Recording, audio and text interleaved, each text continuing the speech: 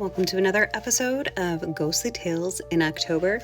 Today we are taking stories from Haunts of Mackinac by Todd Clements. We're going to read some stories that have been going around for a while on the island. The first one taking place in Marquette Park.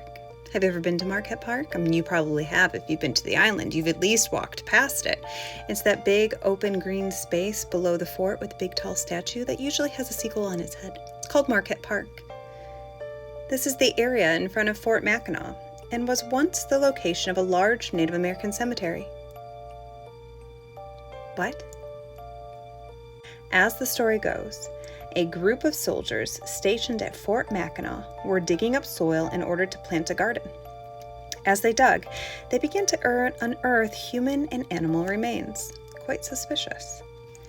And all the stories told about this, it claims that 1,000 skeletons were found in Marquette Park. I'm going to make an educated guess. If there were that many bones located in Marquette Park, not all of them were found, and there are probably still human remains under the park today. That's why that place is super freaky at night. Wow, okay.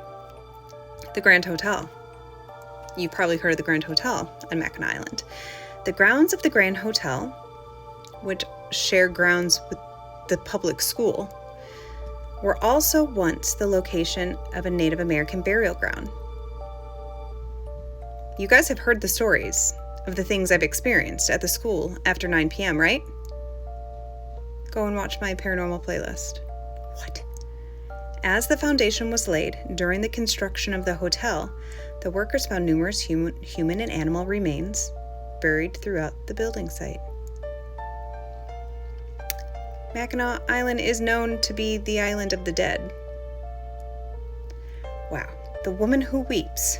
This one takes place at the Post Cemetery. If you guys have ventured past downtown, being on Mackinac Island, to the cemeteries, there's St. Anne's Cemetery, the Protestant Cemetery, and the Post Cemetery all in a little area. It's beautiful back there. Highly recommend looking around. Really interesting old tombstones, including the Post Cemetery, which is interesting. There's whole history there. The Post Cemetery holds the remains of several Fort Mackinac soldiers and their families. Family members buried at the Post Cemetery include 2 children of Lieutenant Kelvin D. Cowles.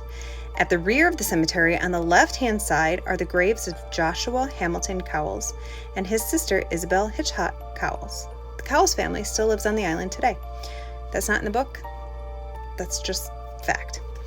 Both died at a young age while their father was stationed at Fort Mackinac.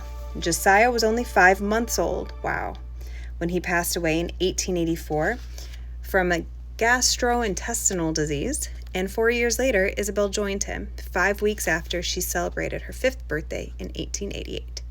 The family grieved the tragic loss of their children. Mary, the child's mother and wife of Kelvin, took this loss the hardest, obviously.